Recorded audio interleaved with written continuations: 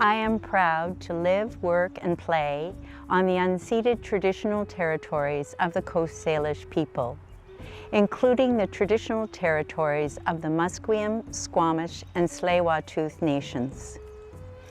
The Serious Illness Conversation Guide is a clinical tool that is used as part of the process of advanced care planning.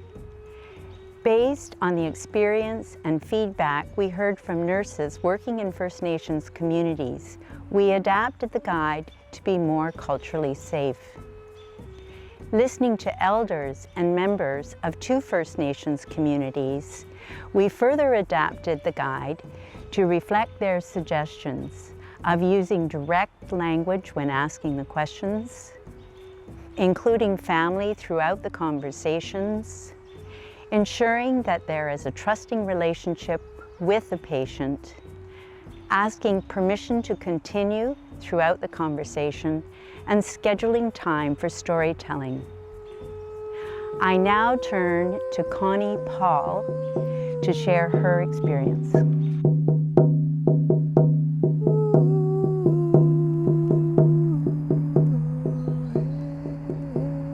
I really feel honored. I really feel blessed that you would ask to talk about something so sacred as the transformation of when the spirit leaves us.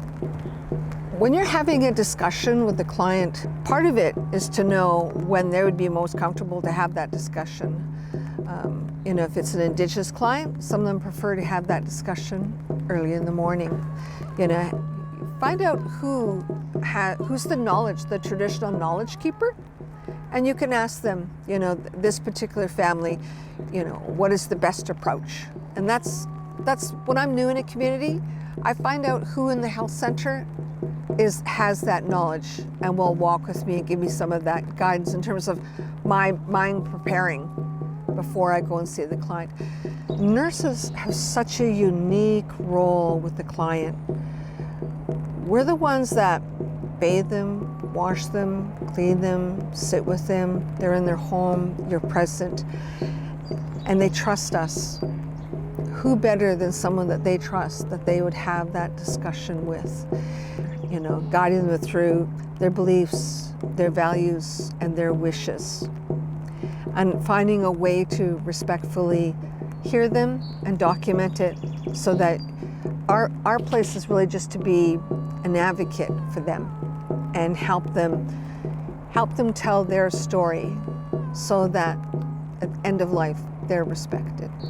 When I look at the guide, and it's a way to look at questions that help prepare you.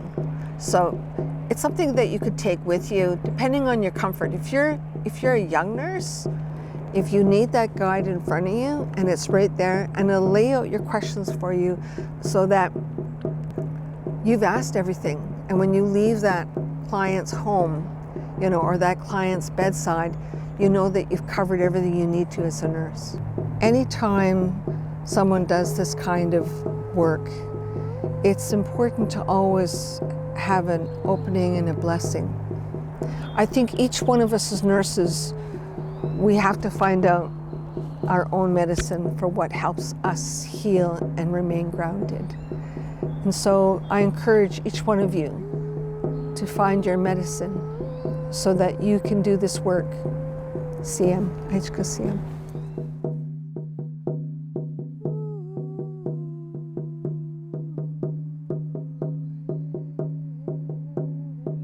For more information on advanced care planning and the Adapted Serious Illness Conversation Guide, please check out the website.